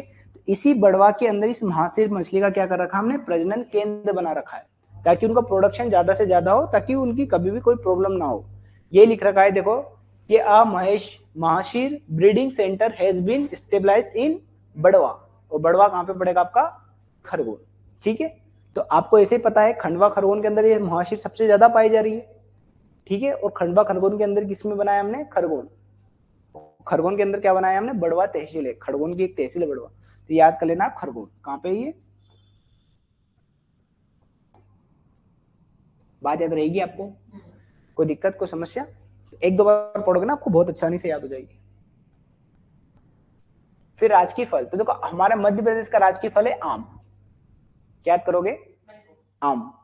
और आम का ही साइंटिफिक अगर आपसे कोई नाम पूछे तो मैग्नीफेरा इंडिका। वो सिंपल सा है, आम को ही क्या बोलेंगे हम? मैंगो। और मैंगो से क्या बना? मैग्नीफेरा। तो इंडिया में पाया जाता है इसलिए क्या बोल रहे हैं हम? इंडिका। तो मैग्नीफेरा इंडिका इसका साइंटिफिक नाम याद रहेगा आपको। मध्य प्रदेश में पूछेगा सब दूर पाया जाएगा। पर एक बात और याद करना, मध्य प्रदेश में दो जगह विशेष प्रकार के आम पाए जाते हैं। ये हमारा मध्य प्रदेश है, सुनना है एग्जाम में प्रश्न आया हुआ है, सुनना बात अच्छे से। ये मध्य प्रदेश है हमारा। इस मध्य प्रदेश के अंदर दो प्रजाति बहुत ज्यादा फेमस है। जैसे एक आप उनका नाम सुना होगा हमने, अल्फांसो, बस हमने सुना है, कभी खाया नहीं। हम तो लंगड़े आम, दशहरी, यही इसी में रह जाता हमारा जीवन। तो देखो एक याद रखना, अलीराजपुर, झाबुआ से लोगों के अलीराजपुर, अलीराजपुर के अंदर ही एक प्रजाति है जिसको बोलते हैं नूरजहां। तो ऐसे अली और नूरजहां से याद कर लेना। हाँ, तो अलीराजपुर में एक जगह है, क्या है? नूरजहां प्रजाति। तो आम की एक प्रजाति है, क्या है? अलीराजपुर में। बात याद रहेगी, अली से याद कर लोगे नूरजहां। तो अलीराजपुर के अंदर आम की एक प्रजाति पाई जाती, विशेष प्रजाति, उस प्रजाति का नाम पूछेगा क्या है, नूरजहां। फिर इसी प्रकार से रीवा के अंदर प्रजाति पाई जिसको बोलते हैं सुंदरजा आम। उस सुंदरजा आम को हमने जीआई टैग भी दे दिया। अभी बताओ जीआई टैग क्या होता है। ये है रीवा, क्या है? रीवा। और रीवा के अंदर जो आम की जो प्रजाति पाई जाती है उसको क्या बोलते हैं हम? सुंदरजा। ऐसे कहना ना आम बहुत सुंदर है ना, सुंदरजा। ये कहाँ पे पाया जाता है? रीवा। और इसी को हमने जीआई टैग भी दे दिया है। जीआई टैग क्या होता है, देखो मैं बताता हूँ आपको एक चीज। जीआई का मतलब होता है ज्योग्राफिकल इंडिकेटर। जैसे मध्य प्रदेश है, अब देखो इस मध्य प्रदेश के अंदर जो रीवा है यहाँ पे पाया जाता है सुंदरजा आम। तो एक विशेष प्रकार की वेरायटी है, क्योंकि उस भौगोलिक क्षेत्र के अंदर वो पाया जाता है, तो उसकी एक विशिष्टता है। तो क्या होता है, कुछ लोग आपने देखा होगा दुष्प्रचार के लिए, मान लो जैसे सुंदर जाम बहुत फेमस है और लोगों को पसंद है सुंदर जाम। अब देखो मान लो कोई भोपाल का व्यक्ति कहते हैं सुंदर जाम लो खरीदो, तो सुनो बात, अब कोई आदमी ने दिए तो सुना है सुंदर जाम बहुत होता है, पर भोपाल के किसी व्यक्ति ने सुंदर जाम के नाम के कोई दूसरा आम बेच दिया, लगड़े आम, दशहरी बेच दिया। अभी उस व्यक्ति ने खाया, सुनो बात, खाने के बाद उसके अंदर क्या महसूस हुआ कि तो कुछ भी काम करनी है तो बेकार, मेरे इधर ही मिलता है। इससे गलत इन्फॉर्मेशन पहुंची लोगों के अंदर, ताकि इसका मिस यूज ना हो। तो इसके लिए हम क्या दे देते हैं इसको जीआई टैग, कि वो जो सुंदरजा आम है यहाँ मिलेगा, उसी को हम जिंदर, हाँ उसी को यहीं पे होता है, इसलिए उसको जीआई टैग दे दिया ताकि इसका संरक्षण हो सके। जैसे आपने सुना होगा दार्जिलिंग की चाय, आपने बहुत सारी चाय पी होगी पर दार्जिलिंग की चाय नहीं पी होगी। नहीं वो पी होगी, पर कभी किसी पॉलिथीन के ऊपर लिखा है दार्जिलिंग? नहीं तो कोई भी लिख दे दार्जिलिंग की चाय, क्योंकि जीआई टैग दे दिया, तो वहीं पे होगी तो वहीं की चीज को मिलेगी, ताकि इससे क्या हो, वहां के प्रोडक्ट का क्या हो, कंजर्वेशन हो, संरक्षण हो, और जो उसकी विशिष्टता बनी हो बरकरार है। इसी प्रकार से आपने सुना हो झावा के अंदर एक मुर्गा पाया जाता है जिसको बोलते हैं कड़कनाथ। कड़कनाथ मुर्गा ऐसा होता है कि उसका पूरा शरीर काला होता है और उसका ब्लड भी काला निकलता है, ऐसा कोई तेल हो। तो सुन कड़कनाथ, तो ये जीआई टैग किसको दे दिया है? कड़कनाथ झाबा को। तो ये जियोग्राफिकल इंडिकेटर, जैसे आपने सुना होगा चंदेरी की साड़ी, ऐसा नहीं उज्जैन के अंदर बनाने लगा और मैंने बोला चंदेरी की साड़ी, महेश्वर की साड़ी। जैसे धार के अंदर सुना होगा बाग प्रिंट, इसी प्रकार से उज्जैन के अंदर जिसको बटिक प्रिंट कहते हैं। अब वो उस क्षेत्र में बनती इसलिए, नहीं तो ऐसा नहीं मैं अपने घर पे बनाने लगा लिख दिया बटिक प्रिंट और बेचने लगा सबको मैं। रतलामी सेव, जैसे रतलाम के अंदर सेव फेमस है, इंदौर को मीठे आलू, पता है आपको हर चीज। पोहा को नहीं मिलेगा, आलू को मिला है उज्जैन के इंदौर। ठीक है, बात याद रहेगी, ये याद रहेगा आपको। तो ये दो प्रजाति बहुत फेमस है हमारे लिए। एक तो क्या है नूरजहां, अगर मैं पूछूं नूरजहां कहां पर है, अलीराजपुर। सुंदरजा कहाँ है, तो ऐसे याद करना है, देखो नूरजहां वैसे ही नाम से समझ में आ रहा अली, और सुंदर से याद करना रवि, ऐसे रवि भैया, जो भी भैया बहन, हाँ तो ऐसे याद करोगे तो हमेशा याद रहेगा सुंदर। हाँ ठीक है, बात याद रहेगी, इससे याद करना सुंदरजा कहाँ है, रीवा या रवि, अली से ना, ठीक है ये बात याद रहेगी। ठीक है, ये बात याद रहेगी आपको। फिर देखो यहाँ पे एक और चीज लिखी बहुत फेमस है कि मध्य प्रदेश आम अनुसंधान केंद्र कहाँ पे, रीवा। रीवा के अंदर भी एक जगह है गोविंदगढ़, ये दे रखा है यहाँ पे देखो, Madhya Pradesh mango research centre. ऐसे सेंटर पूछे जाते हैं कि मध्य प्रदेश के अंदर मैंगो रिसर्च सेंटर, तो देखो मध्य प्रदेश में मैंगो कहाँ का फेमस है, रीवा का, सुंदर है। और यहीं पे हमने क्या रखा, आम के ऊपर रिसर्च करते हैं, तो आम रिसर्च सेंटर कहाँ पे, ये रिसर्च सेंटर पूछ लेते हैं जीके के तक। तीन चीजें, एक तो आम फेमस है उसी को जीआई टैग मिला हुआ है, हाँ, और उसका रिसर्च सेंटर भी वहीं पे, और जगह का नाम है गोविंदगढ़। उस जगह है, उस जगह के अंदर हमने सेंटर करा है गोविंदगढ़। अभी जब भी पूछेगा आपको क्या याद रखना है, रीवा के अंदर है। अब राजकीय खेल भी बहुत फेमस है हमारे लिए, मलखम। और यहाँ से प्रश्न अब आना स्टार्ट हो गई, क्योंकि राजकीय खेल मलखम को अब ऐसे याद करना 2 साल बाद घोषित करा इसको 13 में, ये प्रश्न पूछेगा। तो देखो 13 में क्या हुए थे चुनाव, सरकार हमेशा चुनाव के पहले से खेल खेलती है। हाँ, तो 2013 में याद रहेगा आपको, 2013 में हमने क्या करा था, राजकीय खेल। बात याद है, खेल से समझ में आ गया आपको, बात समझ में आ गया। तो 2013 में क्या करा हमने, राजकीय खेल घोषित करा, और राजकीय खेल क्या है, मलखम। आपसे ये पूछेगा मलखम की उत्पत्ति कहाँ हुई, तो पता मलखम की उत्पत्ति हुई है उज्जैन में। तो ये क्वेश्चन भी पूछा जा रहा है आजकल कि मलखम की उत्पत्ति कहाँ पे हुई है, कहाँ पे हुई है, उज्जैन के अंदर। बात याद रहेगी, कोई दिक्कत कोई समस्या। तो ये एक तो आपसे डेट पूछेगा कि कब घोषित करा हमने, 2013। इसका आपसे पूछेगा केंद्र कहाँ पे है, तो उज्जैन। इसके कुछ आपको एकेडमी पूछेगा तो भी क्या आ जाएगी, उज्जैन। मलखम एकेडमी कहाँ है, उज्जैन। अब देखो जो मलखम के क्षेत्र में जो बहुत अच्छा काम करता है ना, उसको एक अवार्ड दिया जाता है, उसका नाम है प्रभाष जोशी अवार्ड। ये प्रभाष जोशी एक व्यंग्यकार थे, आपने सुना होगा। जब ये आप मध्य प्रदेश के अंदर पोएट्स पढ़ोगे, कवियों पढ़ोगे, उसके अंदर मॉडर्न इंडियन एमपी के अंदर पढ़ोगे ना पोएट, उसके अंदर एक आएगा प्रभाष जोशी, एक व्यंग्यकार थे, ये कटाक्ष करते थे लोगों के ऊपर। हाँ, तो उन्हीं की स्मृति में हमने क्या कर रखा है, उज्जैन के पास से ही थे, ठीक है, तो बात याद रहेगी। तो आपसे ये प्रश्न पूछ सकता है कि मलखम में उत्कृष्ट योगदान देने के लिए, एक्सीलेंट क्या देने के लिए, योगदान देने के लिए क्या देते हैं हम, प्रभाष जोशी सम्मान। जब सर ये क्रिटिक थे तो फिर इनको नाम से अरे तो क्रिटिक का मतलब ऐसा क्रिटिक थोड़ी से समाज की बुराई है उनके बारे में बोला, नहीं, भले वो तो अच्छा है बुराई दोनों। हाँ, अच्छा, समाज की वजह से दिया जाता है, समाज, स्पोर्ट्स में उनका कोई योगदान स्पोर्ट्स में योगदान थोड़ी है, जैसे उनकी स्मृति में दे दिया हमने, ताकि उनको याद रखें हम, ठीक है, ये बात याद रहेगी आपको। एकेडमी पूछेगा तो एकेडमी कहाँ पे है, उज्जैन के अंदर। देखो एक बात और बताता हूं मैं, कुछ बच्चे क्या होते हैं, डेट के पीछे बहुत भागते हैं, बहुत कम, अगर मान लो 100 क्वेश्चन आ रहे हैं ना, तो 2-3 क्वेश्चन ही आते हैं जिसकी डेट पूछता है, बाकी कंसेप्ट ही पूछता है।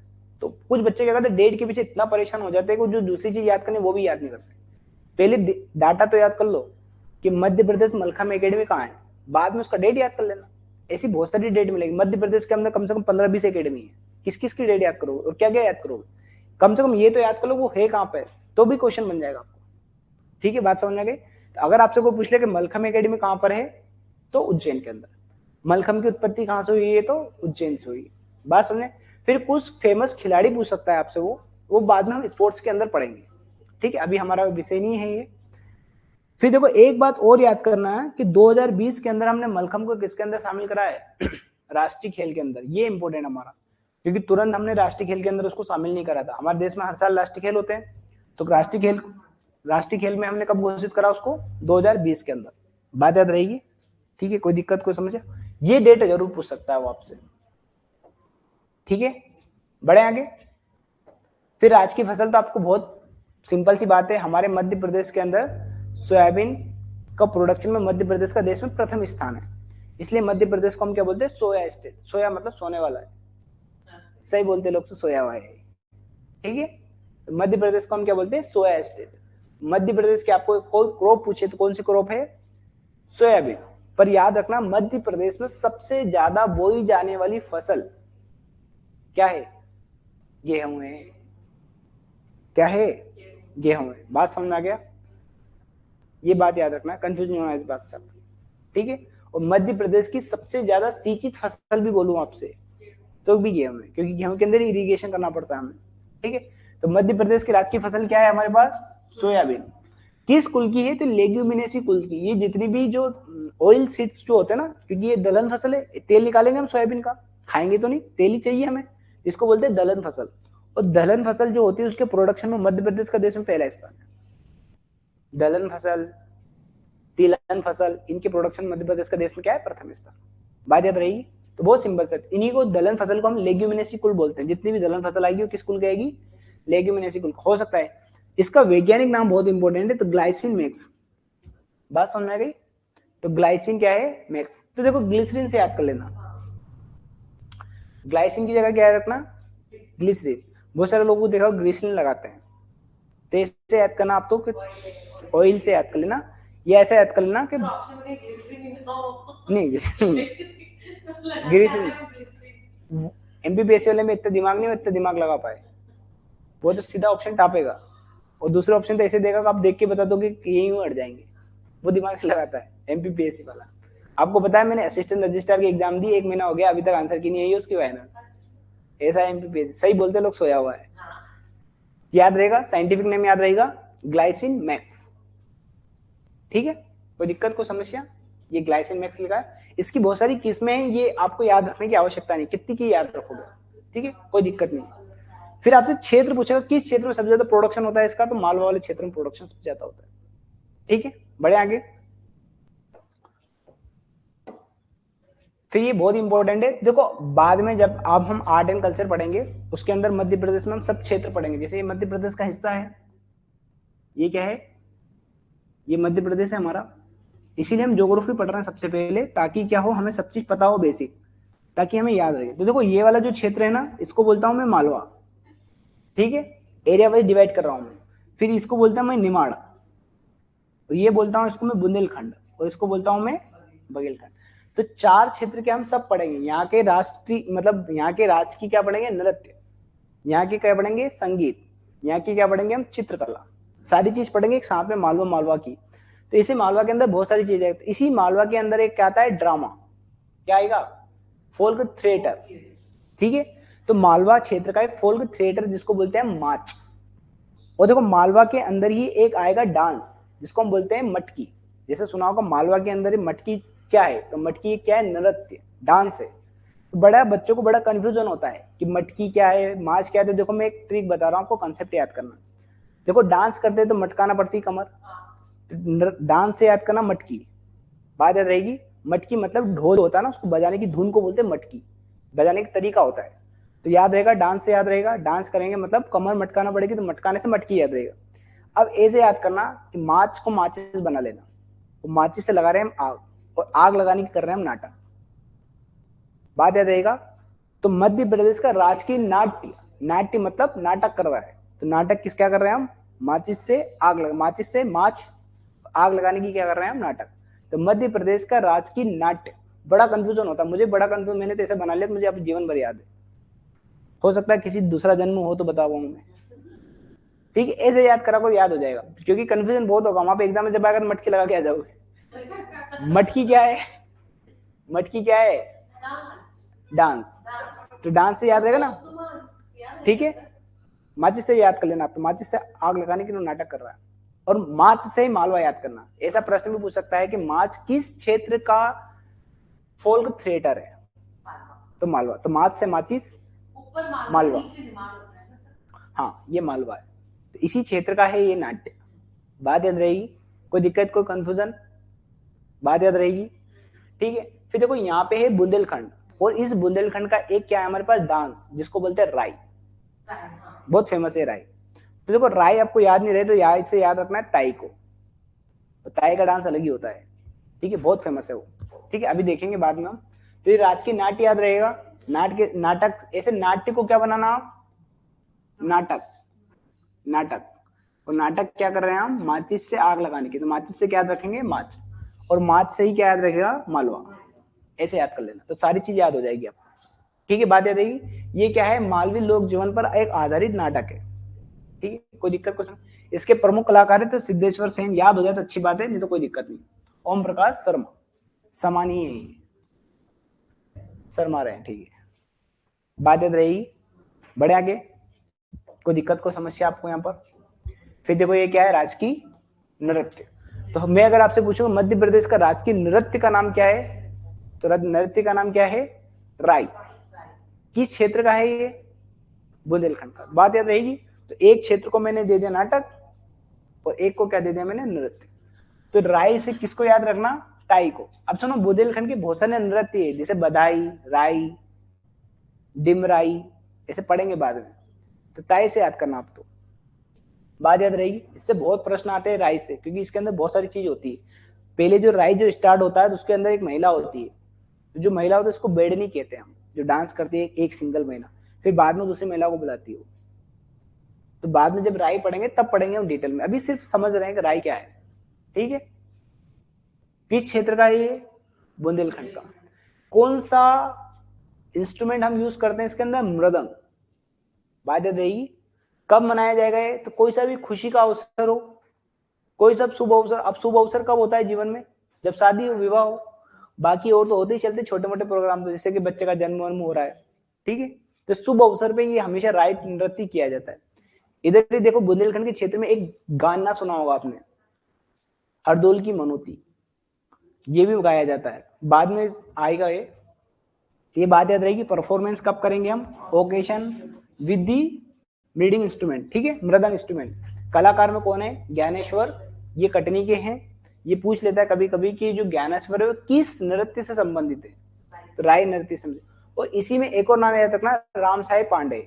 ये राम साहेब पांडे को ही 2023-24 में पद्मश्री दिया गया था, और एक चीज और याद करना, मध्य प्रदेश के ऐसे व्यक्ति जिनको पद्मश्री मिला है वो मोस्ट इंपोर्टेंट होते हैं, किसी ना किसी एग्जाम में उनका नाम आएगा ही आएगा। तो हर साल मध्य प्रदेश के 4-5 लोगों को क्या मिलता है, पद्मश्री। तो बस वो याद करना को किनको पद्मश्री मिला है और किस क्षेत्र में उनको मिला है, ये प्रश्न हमेशा आता है। क्या ये जब स्पोर्ट्स पढ़ा मतलब करंट जब पढ़ाएंगे ना उसका पार्ट है। मैं तो एक आपको बता रहा हूँ, अपना अनुभव बता रहा हूँ कि किस टाइप का करंट आता है। तो इस टाइप के 1-2 करंट आ जाते हैं। फिर दूसरा आता है स्पोर्ट्स का करंट, स्पोर्ट्स के अंदर जो इवेंट होते हैं ना उससे करंट आ जाते हैं। तो ज्यादा करंट पढ़ने की जरूरत नहीं, स्पोर्ट्स का करंट पढ़ो और ऐसे जो बहुत ज्यादा उपलब्धि वाला हो। फिर एक पढ़ो सरकार की योजना है कि कौन सी योजना सरकार ने चलेगी, बस इतना करंट पढ़ो, बाकी कोई करंट पढ़ने की आवश्यकता नहीं। करंट बहुत है पढ़ने के लिए, पर इतना ठीक है। ये बात याद रहेगी आपको। ये राजकीय नृत्य के बारे में पूरा लिखा है। देखो सागर जिले के कौन थे, राम साहेब पांडे। तो ऐसे ही पूछ लेता था राम साहेब पांडे को किस कला के अंदर पद्मश्री मिला है, कब मिला पद्मश्री इनको, 2022 में क्या मिला है पद्मश्री को। किस नृत्य में मिला है इनको, राय नृत्य के अंदर। किस जिले के रहने वाले हैं, सागर। अभी इनकी डेथ हो गई है, ठीक है। ये लिखा है Ram Saheb Pandey from Sagar district will be awarded the Padma Shri in 2022 for its contribution to the Rai dance। ठीक है, अभी तो बहुत सारे आ गए, 2022 का ये तो, और बहुत सारे आ गए अब तो, ठीक है। ये आ गया। तो देखो ये जो राय नृत्य जो है ना, अब देखो बुंदेलखंड बघेलखंड मिला क्षेत्र है, तो बुंदेलखंड में भी किया जाएगा और बघेलखंड में भी किया जाएगा। बात याद आएगी समझ में। बस इतना सा फर्क है, इनका जो बजाने का जो इंस्ट्रूमेंट है ना वो अलग होते हैं। तो इधर जो बुंदेलखंड के अंदर वो क्या है, मृदंग, और इधर क्या है, ढोलक। इधर मृदंग है, उधर क्या है, ढोलक। बात याद रहेगी। बड़े आगे, सिंपल सी बात है ये, बस थोड़ा सा डिफरेंस है। अभी हमारे पास ये लास्ट है राजकीय चिन्ह। राजकीय चिन्ह मध्य प्रदेश का बहुत फेमस है, बस ये याद रखो आप। तो ये मध्य प्रदेश का क्या है हमारे पास, प्रतीक। ये हर जगह आपको देखने को मिलेगा सरकार के पास। देखो ये बीच में आपको दिखेगा, ये क्या है, अशोक स्तंभ।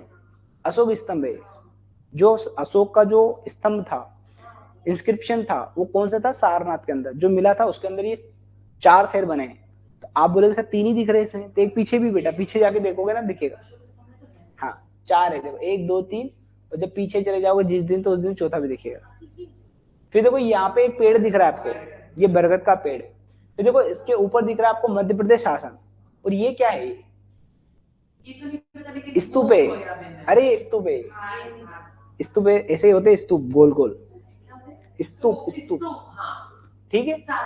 हाँ सांची के स्तूप है। कितने होंगे टोटल आप बताओ मुझे, 24, ठीक है। बात याद रहेगी, सांची के स्तूप है। अब आप बोले सोयाबीन, सोयाबीन नहीं मैडम, इसके अंदर धान और गेहूं है। तो एक और धान है और एक और क्या है, गेहूं। तो ये बालिया है, धान और गेहूं की क्या है, ये बालिया। सोयाबीन मत लगा देना। तो सुनो बात, खाने की चीज की बात करेंगे हम, सोयाबीन को थोड़ी खाएंगे। खाने की बेसिक चीज है हमारे गेहूं चावल, ऐसी चीज को लगाते हैं हम हमेशा, जिससे लोग की ज्यादा तेल निकालते हैं उसका। तो सोयाबीन तो अभी आया है, अभी यूज करते हैं उसका। एक्चुअल में जो यूज करते हैं तेल के रूप में यूज करते हैं। हाँ। अरे अब बनाने लगे हैं लोग, बेसिक नहीं। अरे अब सुनो मेरी बात, ऐसे तो सब खा लेते हैं आजकल तो, पर एक इनिशियल बात कर रहा हूँ मैं। अगर आपसे मैं पूछूंगी खाने की चीज खाद्यान्न फसल, तो खाद्यान्न फसल के अंदर सोयाबीन नहीं आती, तो गेहूं चावल ये चीज आती है, बेसिक चीज आती है, गेहूं, ये 2 वाले सब पनीर आ जाता है आजकल सोयाबीन का, क्या नहीं आएगा बताओ मुझे। प्लास्टिक के चावल आ गए तो ये तो फिर ये बात याद रहेगी। ये सब डिटेल में लिखा है। देखो स्टेट एम्बल्स हमारा क्या है, चीन में सबसे बाहर क्या है, 24 स्तूप है। कितने हैं, 24 स्तूप से, है ना। क्या लिखा है, ये 24 है, ठीक है। 4 लिख दिया है इसने, स्तूप्स। 24 ने तो लिखा है। अरे ये क्या लिखा है, चलो ठीक है। 24 के बाद ये आ गया। फिर देखो बस आप तो ये याद कर लेना बस, 24 क्या है, स्तूप से है। उसके अंदर क्या है, गेहूं राइस और व्हीट का क्या है, बालिया बनी हुई है। अंदर क्या है, एक अशोक स्तंभ है, और एक क्या है हमारा बनियान ट्री। ये सारी चीज बनी हुई है मध्य प्रदेश शासन। बात याद रहेगी, ठीक है। ये सारी चीज यहाँ पे लिखी हुई है। और इस व्रत के बीच मध्य प्रदेश शासन और क्या लिखा है, सत्यमेव जयते। सत्यमेव जयते वैसे हिस्ट्री का एक प्रश्न भी आता है कि अगर आपसे कोई पूछे सत्यमेव जयते हमने कहाँ से लिया है, ये हमने कहाँ से लिया है, उपनिषद से लिया है। और उपनिषद में बहुत सारे उपनिषद है, 108 उपनिषद है, उसके अंदर एक उपनिषद है जिसको बोलते हैं मुंडकोप उपनिषद, मुंडकोप, उसके अंदर लिखा है सत्यमेव जयते, वहां से लिया है हमने सत्यमेव जयते। ठीक है, बात याद रहेगी, ये मत बोल देना पिक्चर देखी हमने सत्यमेव जयते जॉनी इब्राहिम की, वहां से ले लिया। ठीक है, तो ये सारी चीज लिखी है यहाँ पे, देखो यही लिखा है कि inside the circle it is written government of Madhya Pradesh and सत्यमेव जयते। फिर राज्य की प्रमुख फसल क्या है, गेहूं और धान, यहाँ पे दे रखा है राइस और व्हीट। हाँ वो कभी कभी क्या हो जाता है, ऐसा हो जाता है दिक्कत। ठीक है, फिर देखो अशोक स्तंभ बना है, अशोक स्तंभ की आकृतियां बनी हुई है। ठीक है, सिंपल सी बात याद रहेगी। फिर जैसे लास्ट बचा है आपका मध्य प्रदेश का राष्ट्रीय गीत, सुख का यह संदेश है। ठीक है, बात याद रहेगी, पिता गौ, पिता माँ की गोद पिता का आश्रय, मेरा मध्य प्रदेश। ठीक है, तो ये बहुत ही अच्छा सॉन्ग है मध्य प्रदेश का। हाँ तो देखो, हाँ सब लिखा है, सब लिखा है, सब मिलेगा। कब घोषित करा था ये याद करना, 2011 में। ठीक है, बात याद रहेगी। फिर ये पूछेगा ये रचनाकार कौन है इसके, लिरिस्ट किसने लिखा है इसका, महेश श्रीवास्तव। ठीक है, संगीतकार म्यूजिशियन कौन है, आदेश श्रीवास्तव और सुनील झा। और म्यूजिक कंपोज किसने करा है, ये म्यूजिक कंपोज हो गया। और सिंगर कौन है, शान। शान का पूरा नाम क्या है, शांतनु मुखर्जी। ठीक है, बात याद रहेगी। ये आप हमारा आज यहाँ पे बेसिक कंप्लीट हो गया मध्य प्रदेश का। अब स्टार्ट करेंगे मध्य प्रदेश की ज्योग्राफी, ताकि सारी चीज हमें समझ में आए। ठीक है, करें। अरे मिलेगा आपके लिए ही हम, हाँ